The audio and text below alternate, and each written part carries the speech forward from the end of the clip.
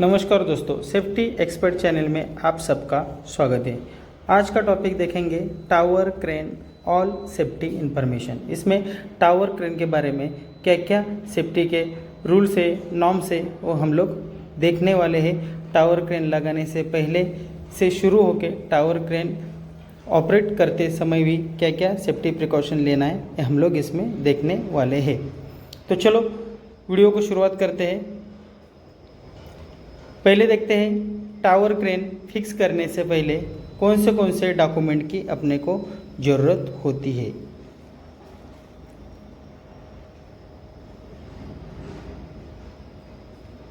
Tower crane fix करने से पहले निम्नलिखित डॉक्यूमेंट जमा करना चाहिए सेफ्टी डिपार्टमेंट के पास। कौन से डॉक्यूमेंट जमा करना चाहिए हम लोग देखते हैं। पहला है safety method statement of tower crane installation.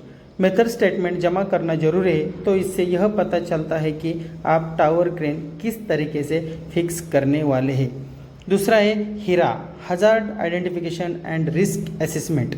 हीरा जमा करना चाहिए, यानी कि इससे आपको पता चलेगा कि हाई रिस्क क्या है और उसको कैसा कंट्रोल करना है। तीसरा है जो भी लोग टावर क्रेन इंस्टॉलेशन का काम करने वाले हैं वह ऑथोराइज एजेंसी से होने चाहिए, मतलब उनके पास कंपेटेंसी सर्टिफिकेट होना जरूरी है। आगे देखेंगे चौथा, टावर क्रेन मैनुअल सबमिट करना जरूरी है, ताकि उससे अपने को मैन्युफैक्चर की डिटेल्स मिलती है, इसलिए टावर क्रेन का मैनुअल सबमिट करना बहुत ज़रूरी है। पाँचवा है टावर क्रेन को कौन सा मटेरियल लगा रहे हो उसका फ़ोटो शेयर करना है या उसका फ़ोटो भेज देना है। आगे देखेंगे जहां टावर क्रेन फिक्स करने वाले हो वहां का location with drawing and diameter के साथ मार्किंग करके सबमिट करना है, ताकि अपने को पता चले टावर क्रेन कौन से लोकेशन पे डाल रहे हो। टावर क्रेन फिक्स करने से पहले और वर्किंग कंडीशन समय नीचे के पॉइंट फॉलो करना जरूरी है। तो चलो देखते हैं नीचे कौन से पॉइंट है वह अपने को फॉलो करना सेफ्टी के बारे में बहुत ज़रूरी है। पहला है टावर क्रेन नई स्थिति में होना चाहिए। जो भी टावर क्रेन आप फिक्स कर रहे हो वो नया कंडीशन में होना चाहिए। दूसरा है टावर क्रेन अच्छी मटेरियल के साथ बनी होनी चाहिए और उस मटेरियल का MTC मटेरियल टेस्ट सर्टिफिकेट होना बहुत ज़रूरी है। जो कुछ भी मटेरियल इस्तेमाल कर रहे हो उसका material and structural stability certificate होना ज़रूरी है। आगे है टावर क्रेन का जब भी काम चलना है तब जो वायर रोप यूज़ होता है वह नया कंडीशन में होना ज़रूरी है। आगे देखेंगे टावर क्रेन इंस्टॉलेशन के समय जो भी लिफ्टिंग गियर इक्विपमेंट यूज़ करते हो उन सब लिफ्टिंग इक्विपमेंट का TPI third party inspection form number 11 होना जरूरी है। पाँचवा है टावर क्रेन ऑपरेशन के पहले TPI होना जरूरी है और उसके बाद जब भी टावर क्रेन का हाइट बढ़ेगा तब एवरी टाइम हाइट बढ़ने के बाद TPI होना जरूरी है। छठवा है ऑपरेटर की कैबिन और टावर क्रेन काउंटर वेट अच्छी स्थिति में होना चाहिए। आगे देखते हैं सातवां, ऑपरेटर का मेडिकल होना जरूरी है। उसके साथ safety induction, vertigo test, ID card, PPs और एथोराइज लाइसेंस होना जरूरी है। उसके अलावा ऑपरेटर को टावर क्रेन चलाने की मिनिमम 5 साल का एक्सपीरियंस होना जरूरी है। आगे देखेंगे 8 नंबर का पॉइंट, यदि जरूरी है तो ACD इंस्टॉलेशन बिठाना चाहिए, एंटी क्लोजन डिवाइस बिठाना जरूरी है। आगे है 9वां, ऑपरेशन कंडीशन में वॉकी टॉकी के साथ सिग्नल देने के लिए अथोराइज या ट्रेनिंग सिग्नल मैन होना जरूरी है। आगे देखेंगे 10वां, यदि रास्ते के बाजू में टावर क्रेन का मूवमेंट चालू है तो ट्रैफिक कंट्रोलर के लिए बैंक्समैन की आवश्यकता है।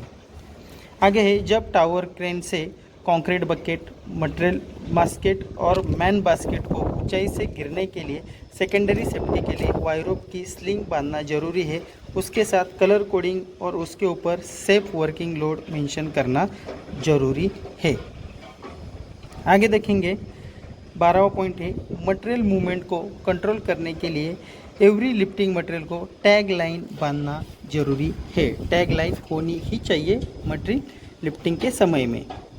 आगे है 13 नंबर, टावर क्रेन को जो भी इलेक्ट्रिक पैनल बिठाना है वह कम से कम IP56 तो होना चाहिए एंड उसके साथ RCCB 30 मिली एम्पेयर का ही फिक्स होना चाहिए। 14वां है, ऑपरेटर टावर क्रेन के ऊपर चढ़ते समय फॉल अरेस्टर एंड पॉलीमाइड रोप के साथ सेफ्टी बेल्ट को इस्तेमाल करना जरूरी है। चलो आगे का पॉइंट देखेंगे। ऑपरेटर ने पूरा PPE पहनना जरूरी है, like helmet, jacket, shoes, full body safety harness पहनना जरूरी है।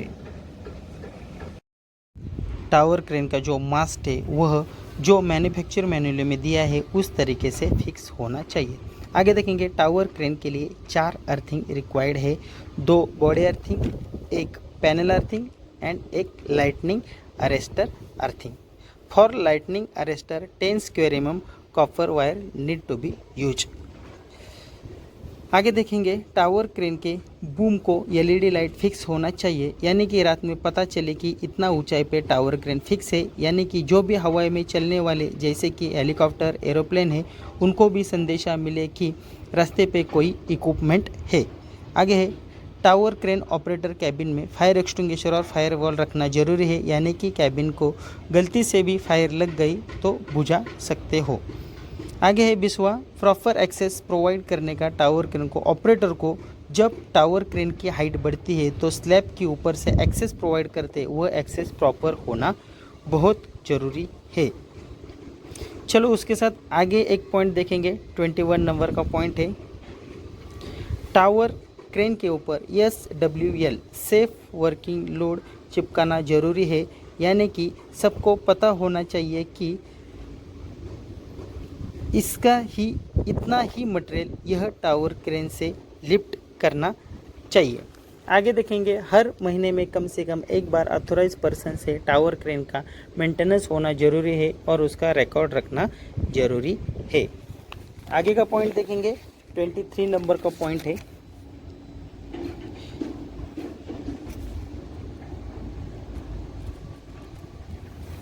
टावर क्रेन ऑपरेटिंग बंद रखना है कब, जब हवा का फ्लो ज़्यादा हो तो। चलो देखते हैं टावर क्रेन कितने ऊंचाई पर कितना विंड स्पीड होना चाहिए। पहला है, टावर क्रेन का हाइट 40 से 50 मीटर है तो विंड स्पीड 50 से 60 किलोमीटर प्रति घंटे चलता है। दूसरा है, टावर क्रेन का हाइट 80 से 100 मीटर है तो विंड स्पीड 40 से 50 किलोमीटर प्रति घंटा चलता है। तीसरा है, टावर क्रेन की हाइट 150 से 200 मीटर है तो विंड स्पीड 30 से 40 किलोमीटर प्रति घंटा की रफ्तार से चलता है। आगे देखेंगे 24, tower crane boom and building का टॉप स्लैब उसके बीच में मिनिमम 15 मीटर गैप होना चाहिए, यानी कि बूम वर्किंग करते समय ज़्यादा दिक्कत नहीं आएगी, बूम आसानी से घूम पाएगा। आगे देखेंगे, टावर क्रेन को 5 लिमिट स्विच होते हैं, ट्रॉली को 2 आगे और पीछे कट ऑफ के लिए, दूसरा है कैबिन मूवमेंट को लेफ्ट राइट 2 और तीसरा है 5वां वह मटेरियल लिफ्टिंग लिमिट स्विच है, मटेरियल उठाते समय में मटेरियल लिफ्टिंग लिमिट स्विच इस्तेमाल होता है या लगाते हैं। चलो उसके आगे देखेंगे कौन से लीगल रिक्वायरमेंट की ज़रूरत है, यह देखते हैं। Form number 11 TPI third party inspection व कॉम्पिटेंट पर्सन से इशू होना चाहिए। कॉम्पिटेंट पर्सन कौन होता है, तो मैंने TPI का एक वीडियो बनाया है, उसमें मैंने बताया है कि उसके बारे में जानकारी के लिए मेरे चैनल पे जाके TPI का वीडियो देख सकते हैं।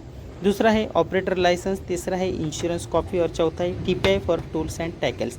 लीगल रिक्वायरमेंट के लिए यह डॉक्यूमेंट होना ज़रूरी है।